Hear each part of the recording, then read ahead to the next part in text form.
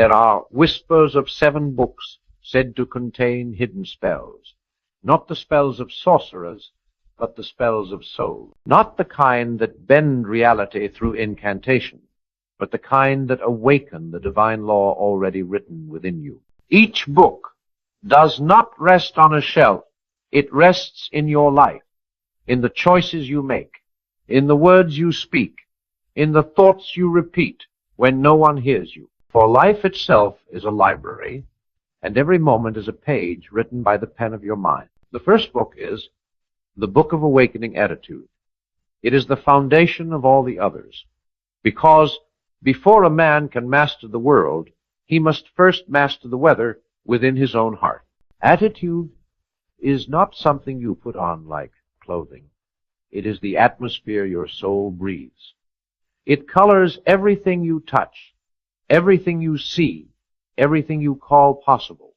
Most people live their lives reacting to circumstance, to emotion, to fear, to opinion. But the awakened ones, the ones who have read even a single line from this hidden book, understand that life does not respond to the external world. Life responds to the inner word. You don't rise when the world lifts you up.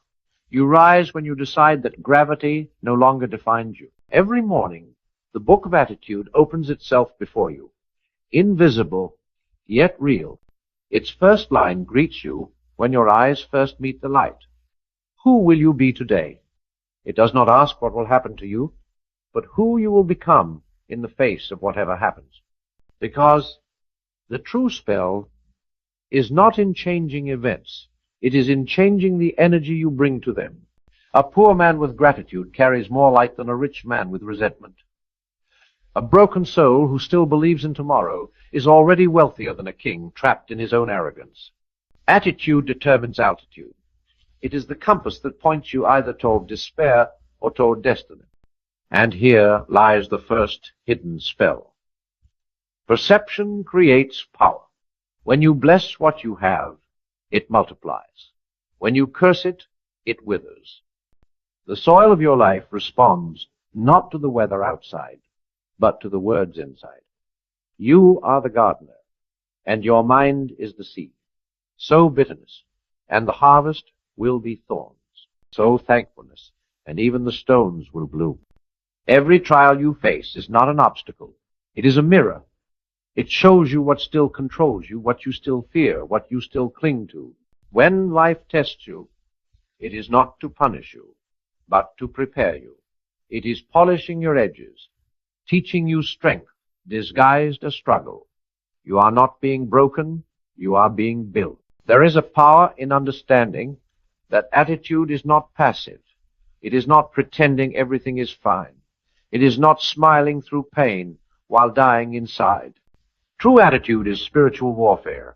It is the soul choosing faith when fear feels easier, peace when anger feels justified, and action when paralysis feels safe. It is not denial of reality. It is dominance over reaction. Think of the eagle.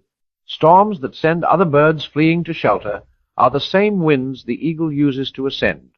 The eagle does not curse the storm. It thanks it. Because the higher it climbs, the freer it becomes, and so it is with you. The difficulties you face are not there to destroy you. They are the very winds meant to lift you. But you must spread your wings of attitude to catch them. The spell of the first book is simple but sacred. I command my perception. When you speak those words within your heart, something shifts. Life begins to reorganize itself around your faith instead of your fear. The moment you take responsibility for your attitude, the world loses its power to manipulate your emotion. You stop being a puppet and start being a creator. C.S. Lewis once said that the door to hell is locked from the inside, and so is the door to heaven. Attitude is the hand that turns the key. Heaven and hell are not distant realms. They are the states of mind you live in daily. The man who complains about every burden is already in torment. The one who gives thanks for every lesson walks already in paradise. But this book cannot be merely read. It must be rewritten daily. Every time you catch yourself saying, "Why me?" you must replace it with, What for? Every time you feel the urge to sink, whisper, "This too shall serve me." That is how the invisible ink glows brighter. That is how the spell renews its power. Because attitude is not what happens once it's the vibration you carry continuously. It is how you meet the world, how you interpret it, and how you transform it. To master this book is to master energy itself. For everything is energy, and energy follows attention. When your attention is fixed on growth, even pain becomes fuel. There is an invisible law that the wise have always known. Life does not give you what you deserve, it gives you what you believe. And belief begins with attitude. You cannot expect abundance while nursing bitterness. You cannot expect love while rehearsing fear. You cannot expect opportunity while broadcasting doubt. The universe is not deaf. It simply mirrors what you send. When you live in gratitude, you begin to see that everything is working for you, not against you. You begin to notice divine orchestration in delays, in detours, in disappointment. You begin to trust that the hand that closes one door does so only to protect you from a corridor too narrow for your soul. You begin to understand that even rejection is a form of redirection, the universe's way of saying, "Not this one, my child, there's better." So read this book again, not with your eyes, but with your heart. Let every moment of irritation become a lesson in patience. Let every feeling of lack become an invitation to praise. Let every encounter with negativity be the test that reveals how powerful your perspective truly is. Because once you learn to hold peace amid chaos, you are untouchable. And that is the hidden spell of the first book. Untouchable peace. Not peace that comes after problems end, but peace that exists even while they roar.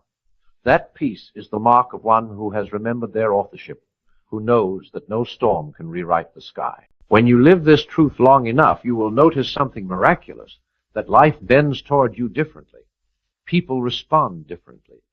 Opportunities seem to appear where there were once walls. The world begins to speak a different language, the language of synchronicity, because the universe does not speak English or French or Vietnamese. It speaks frequency, and your attitude is your frequency. You will begin to feel the divine reciprocity of existence, that the more you praise, the more there is to praise. The more you love, the more reasons arise to love. The more you trust, the more trustworthy the world becomes.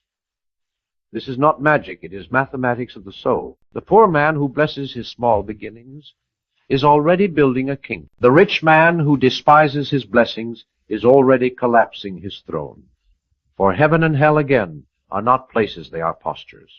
Attitude is not about pretending, it's about positioning.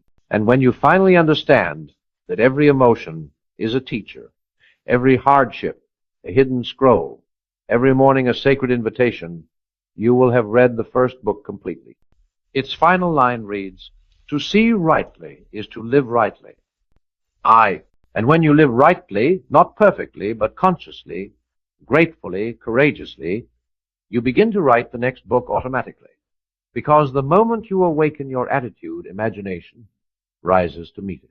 The second book is the book of imagination and vision. It begins in the invisible, not with what is, but with what could be.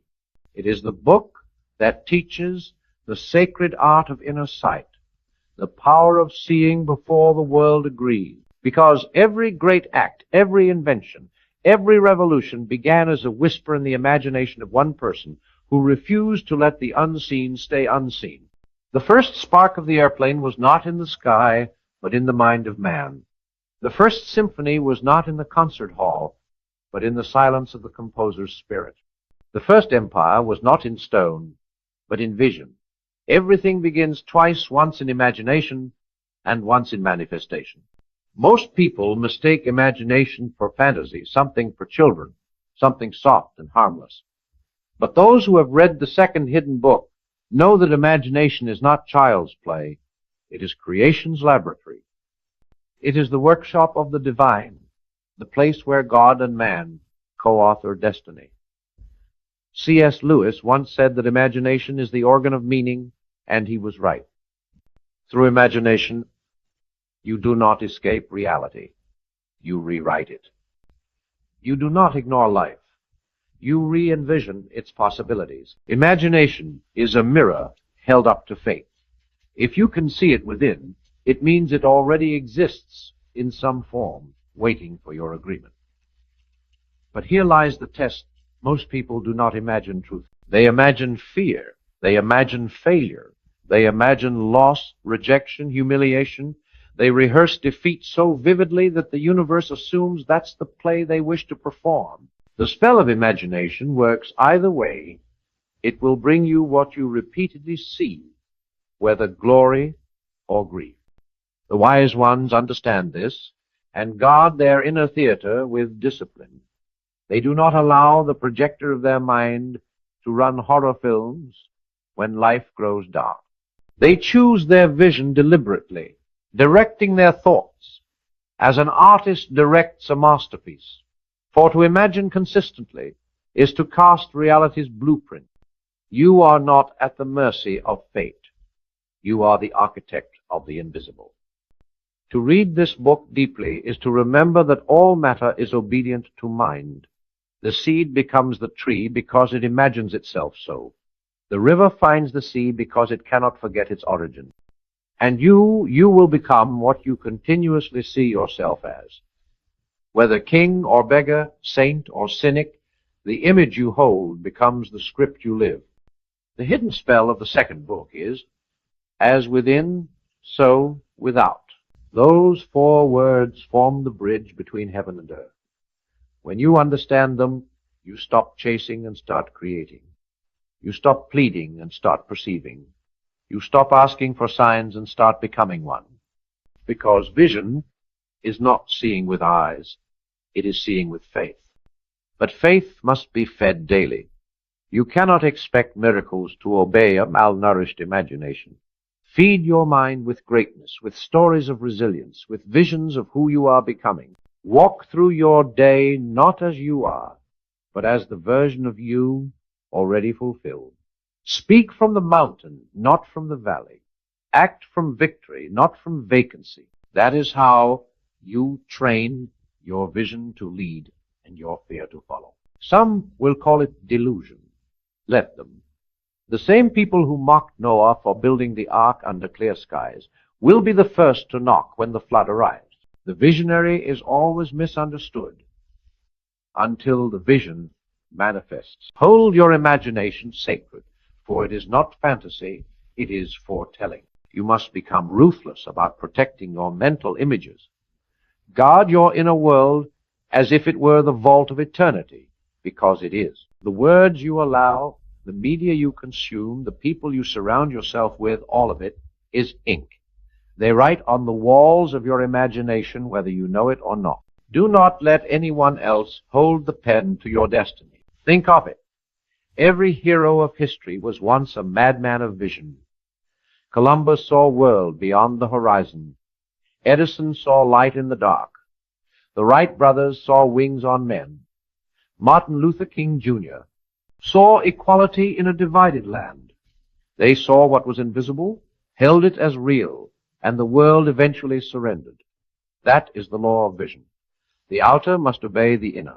To live without vision is to live blind while believing you see. Most people die not from hunger of the body, but from starvation of imagination. They see only the evidence of the moment and call it reality, forgetting that the future is a painting still wet with possibility. The visionary knows that limitation is not truth. It is only a temporary blindness.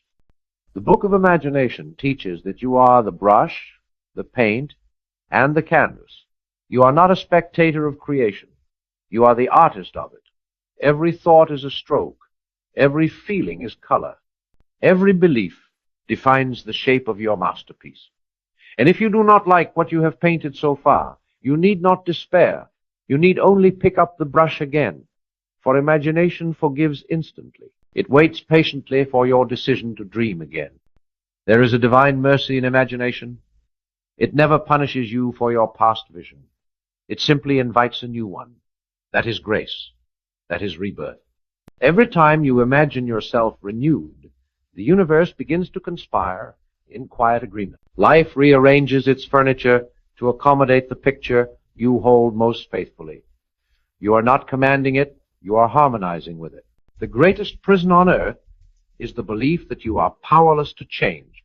The moment you picture yourself differently, you begin to dissolve the bars. Every transformation begins in silence, in the invisible cathedral of thought. That is why the second book is sacred. It teaches that the unseen world is not less real. It is more real because it precedes all form. If you could see what imagination truly is, you would fall to your knees in reverence. It is the fingerprint of God in man, the proof that we are not merely dust, but divine co-authors of reality. When you dream, you echo creation's first command, let there be. And when you believe your dream, light begins to form around it. The visionary walks differently through the world. While others complain about darkness, he imagines dawn. While others fear uncertainty, he envisions opportunity. While others bow to limitation, he pictures liberation. The visionary's power lies not in his eyes, but in his refusal to let sight dictate faith.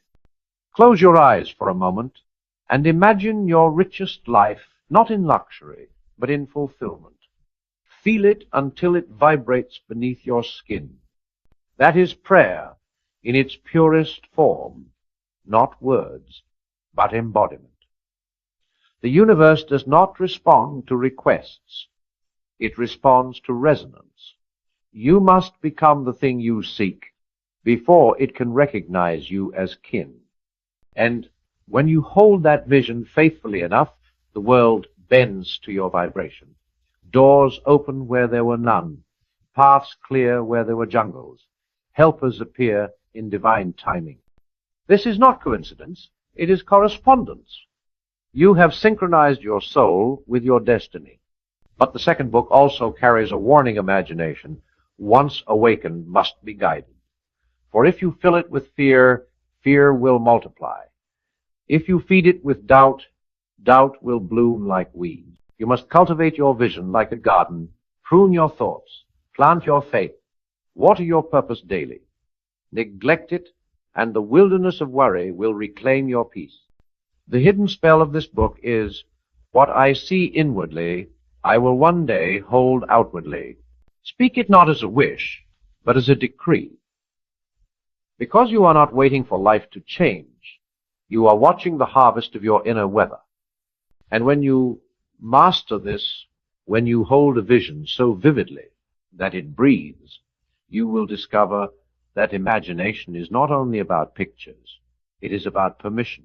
You give yourself permission to live higher, dream deeper, act bolder. And permission is the truest form of freedom. Imagination is the architect of abundance, the sculptor of self, the prophet of possibility.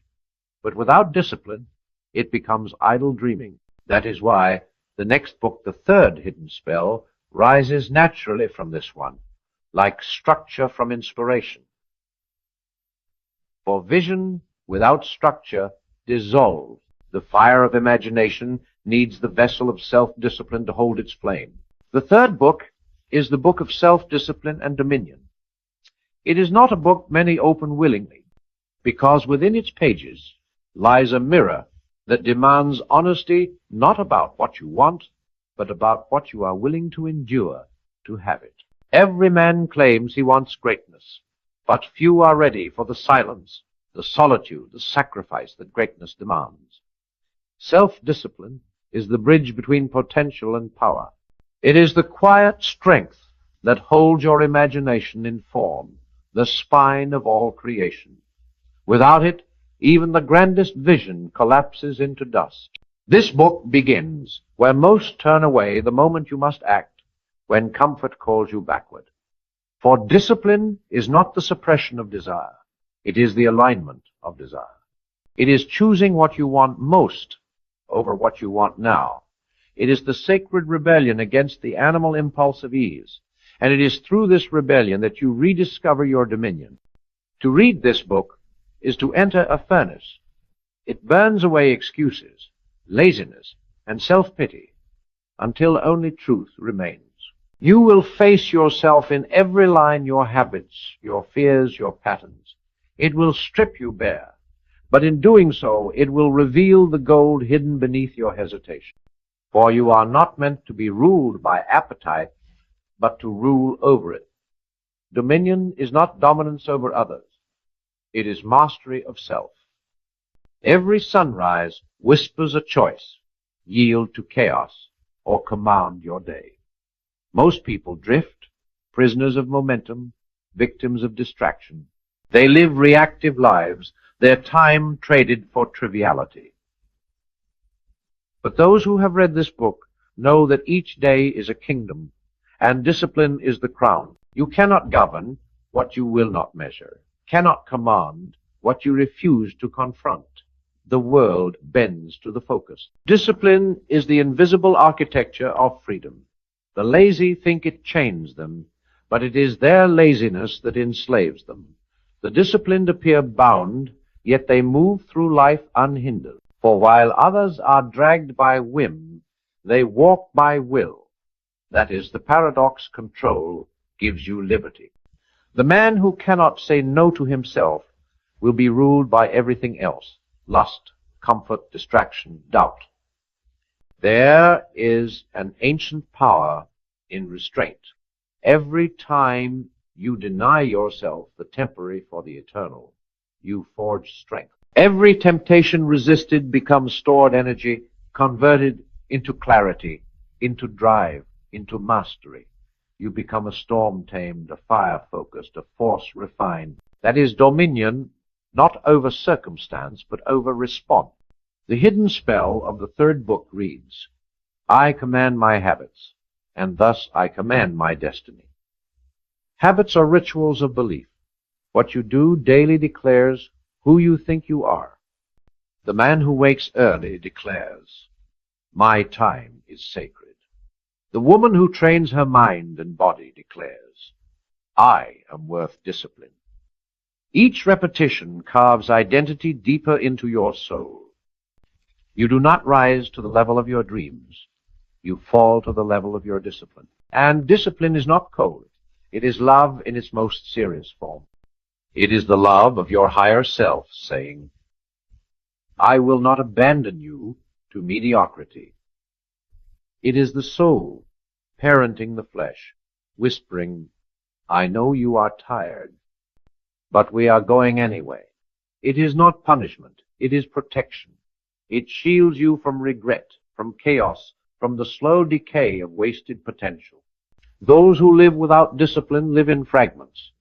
Their mind is scattered, their purpose diluted. But those who live by structure carry calmness within. They move with precision like warriors of purpose. Their routine is not rigidity, it is rhythm. Every repetition is a prayer, every schedule a sanctuary.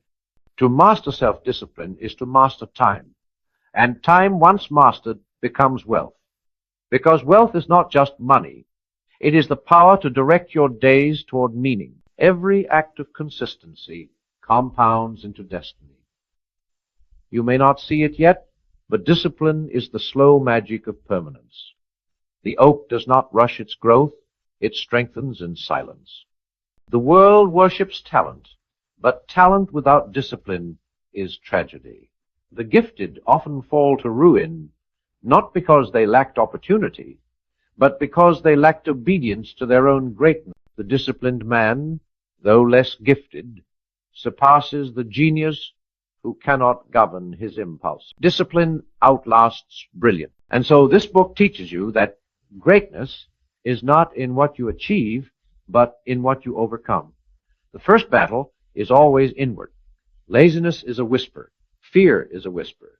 Doubt is a whisper. You cannot silence them by wishing. You silence them by walking. Each action you take is a sword drawn against inertia. Each act of will is proof that you belong to the rare, the builders of worlds. This book demands blood. It will ask for your excuses, your comfort, your need for validation. It will ask you to die to who you were so you can resurrect as who you were meant to be. That is why few ever finish it. But those who do find that their very presence begins to command respect, not because they seek it, but because discipline radiates authority. The self-mastered need not speak loudly. Their energy does it for them. There is something holy about the disciplined. Their eyes carry calmness. Their speech carries weight. Their actions speak in silence. They live as if guided by a higher code because they are. They have seen the truth, that life rewards consistency, not intensity. That success is less about explosion and more about endurance.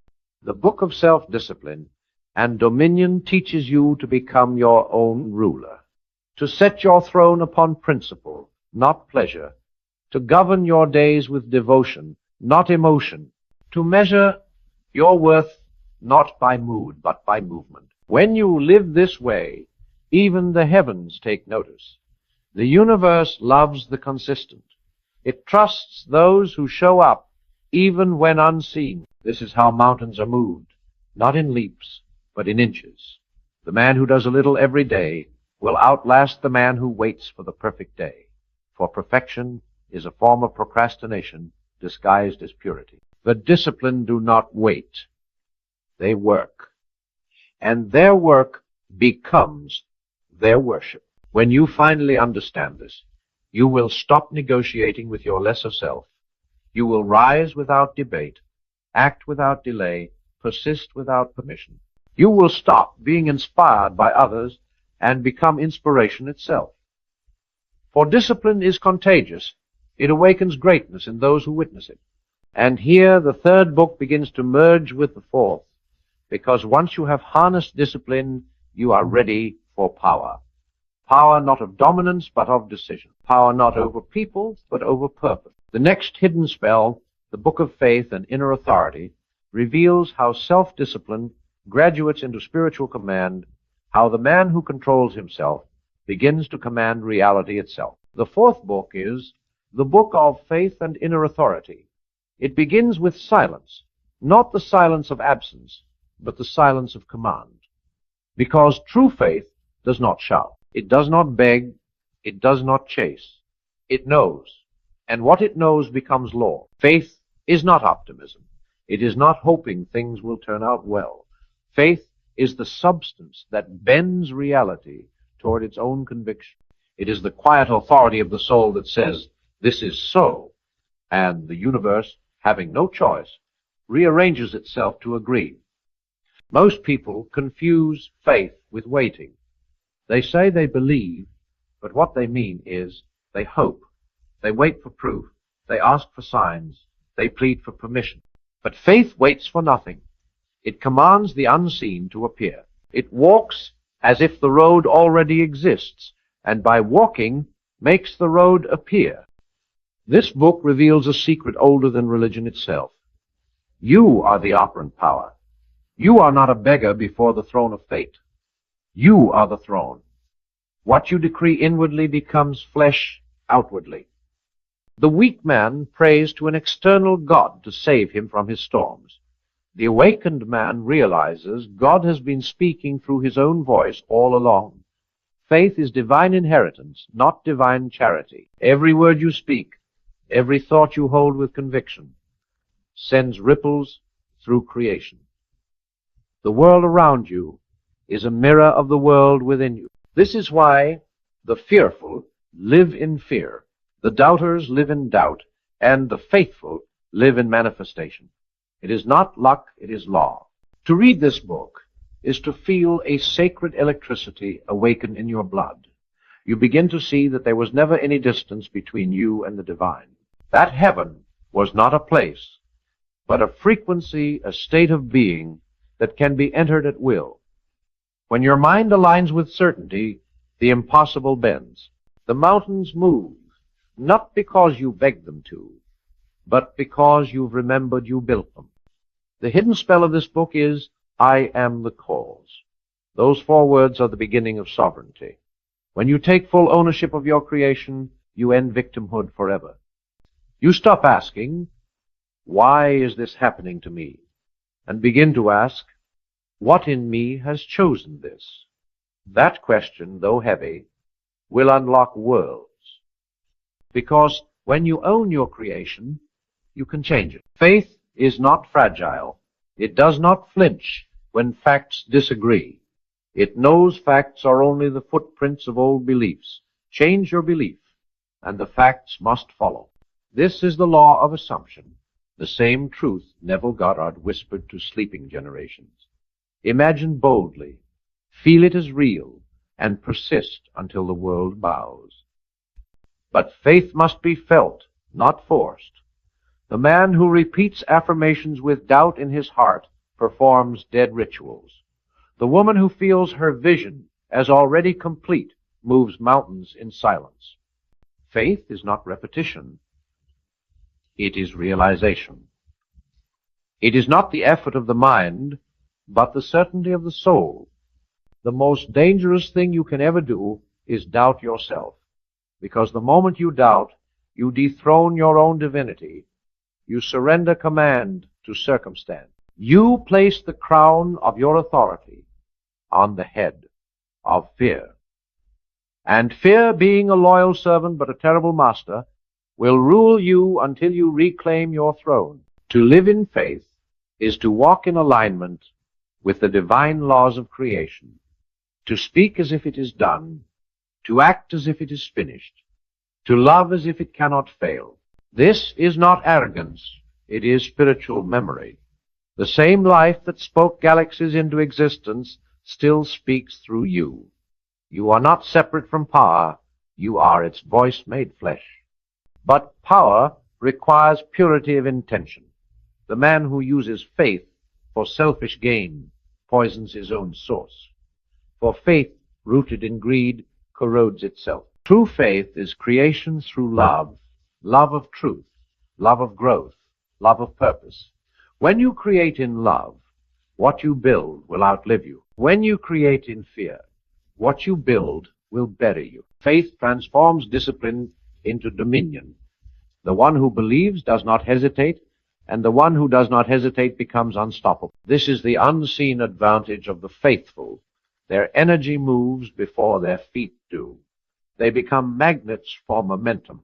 Others wonder how they attract opportunities. They do not realize faith itself is a force of gravity. Look at the great ones. They were not the cleverest. They were the most convinced. They did not merely wish they knew.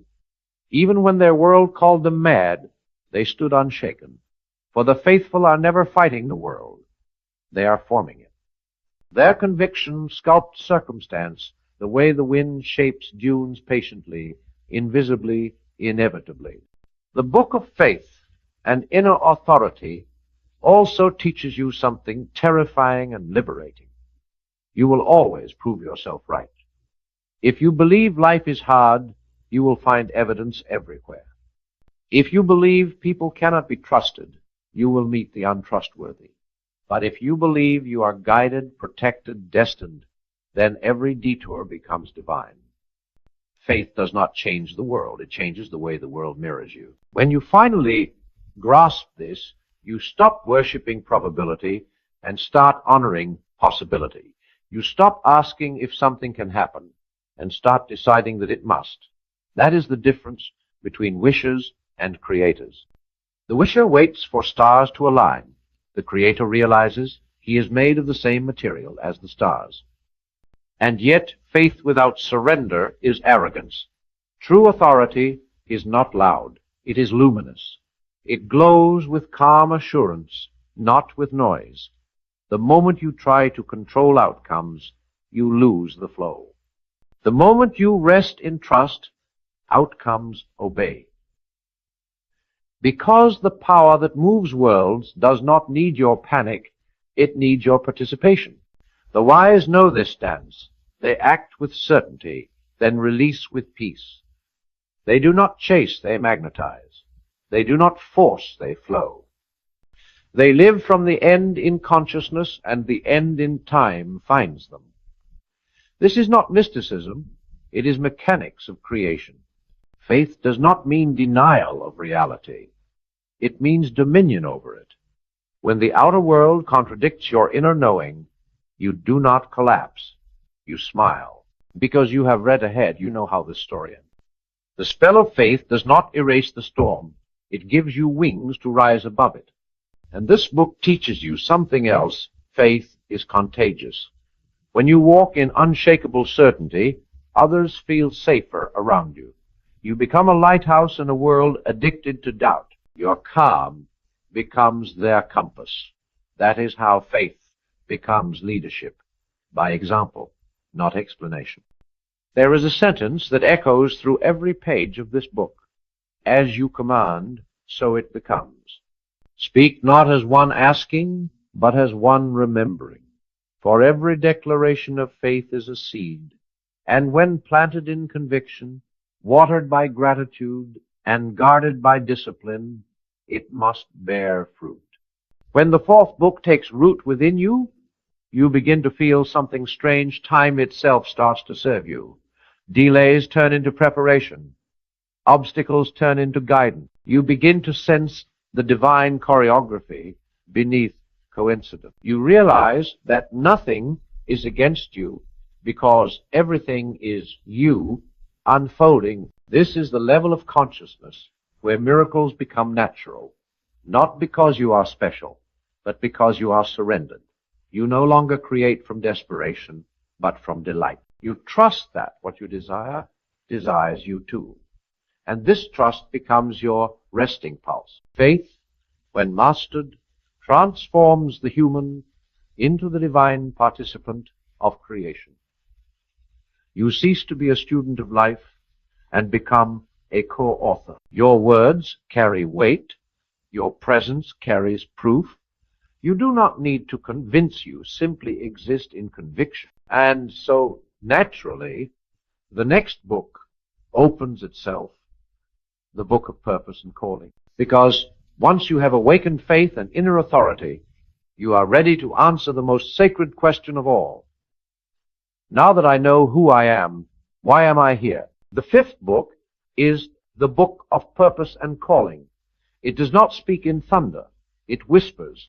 It does not shout over the noise of the world. It waits in the quiet corners of your heart, speaking softly to those willing to listen. This book begins where ambition ends. Because ambition asks, how do I become successful? But purpose asks, why was I born at all? Most people spend their lives chasing titles, wealth, and validation. Yet they never pause to ask why their soul chose this particular path, this particular pain, this particular passion. They run so fast that they never notice the map was always folded within them. Purpose is not found. It is remembered. It is not achieved. It is revealed through obedience to your deepest truth. When you open this book, you begin to feel a sacred unrest, the sense that you are meant for something more, something that cannot be measured by applause or numbers or fame. Purpose is not the noise you make. It is the difference your existence creates. It is not what the world gives you, but what the world becomes because of you. The first line of this book reads, "You are not an accident. You are an assignment. There is a reason your soul chose this time, this century, this set of obstacles. Every gift you carry is a torch meant to light a specific darkness. Every wound you survived was preparation for someone else's healing. You are not merely living, you are sent." Purpose begins where comfort ends. You do not discover it by staying safe. You find it in the wilderness, in the places that scare you, break you, humble you, because purpose is never born in luxury. It is born in longing. It grows in nights of confusion, in tears that no one sees. The fire that purifies your heart is the same fire that reveals what you were made for. To live without purpose is to drift endlessly rich but restless, busy but barren. Many die successful in the eyes of men, but bankrupt in the eyes of eternity. For what profit is there to gain the world and lose your reason for being? Purpose is the only wealth that cannot be stolen. The hidden spell of this book says, I am chosen for this. Not chosen above others, chosen for your specific path, your specific burden, your specific blessing. When you finally say those words with conviction, the confusion lifts. The chaos of comparison dissolves. You stop envying other people's destinies and start fulfilling your own. Purpose does not compete. It completes. Every calling has its own frequency, and when you walk in yours, you harmonize with the universe. Things begin to move with grace. Synchronicities multiply.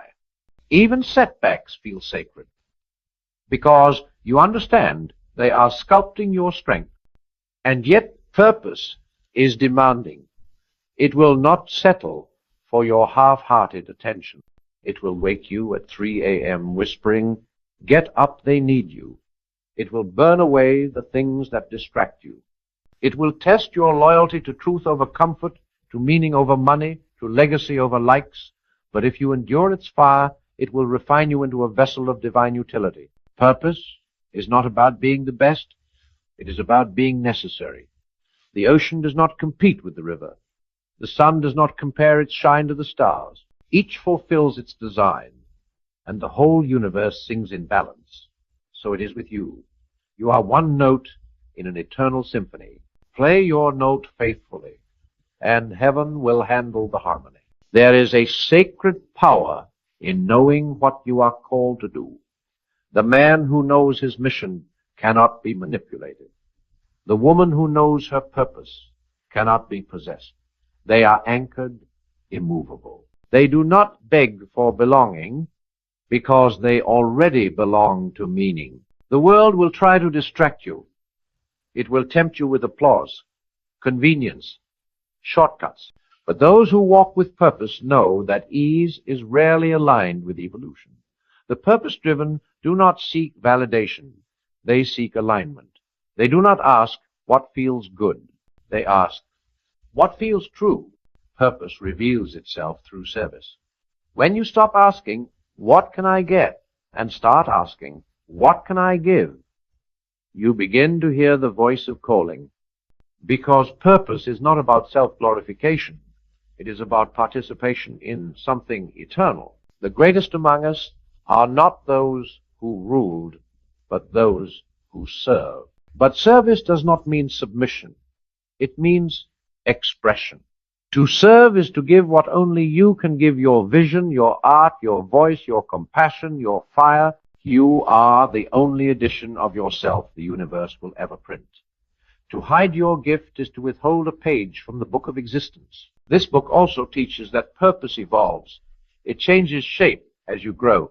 What once was your calling may become your classroom. What once felt like destiny may simply be preparation for something deeper. Purpose is not static. It breathes. It expands as your awareness expands. When you finally accept that your purpose is not something you chase, but something you embody, you will stop searching and start serving. Every day becomes a canvas for meaning. Every act becomes sacred. Washing dishes, writing words, building dreams all become worship when done with intention.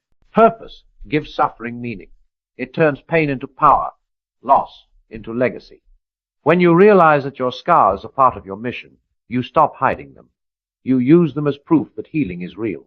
Your testimony becomes someone else's survival guide. That is how purpose multiplies through authenticity, not perfection. To live with purpose is to live lit from within. You become less concerned with outcome and more devoted to obedience. You understand that success is not measured by scale, but by sincerity. One act done in purpose echoes louder in eternity than 1,000 done in ego. And when you live this way, you begin to feel something divine flow through you, as if life itself has taken your hands and is writing through them. That is the highest state of creation, when you are no longer the author, but the instrument. When your voice, your work, your presence becomes the medium of meaning. The book of Purpose and Calling ends with a simple truth. You are here to remember the light and carry it forward. Nothing more, nothing less. That is the mission behind every mission. Whether you are building businesses or building souls, whether you teach or heal or create, your ultimate calling is the same: to awaken love where there was fear, to bring order where there was chaos, to leave the world more luminous than you found it. And when you have walked long enough in purpose, something else begins to happen. Gratitude awakens, not as a habit, but as a heartbeat. You begin to see that everything, even the struggle, was sacred, that even the pain was the path. That brings us to the next hidden spell, Book 6. The book of gratitude and transformation, where the soul learns the final art of turning all things, good and bad, into grace.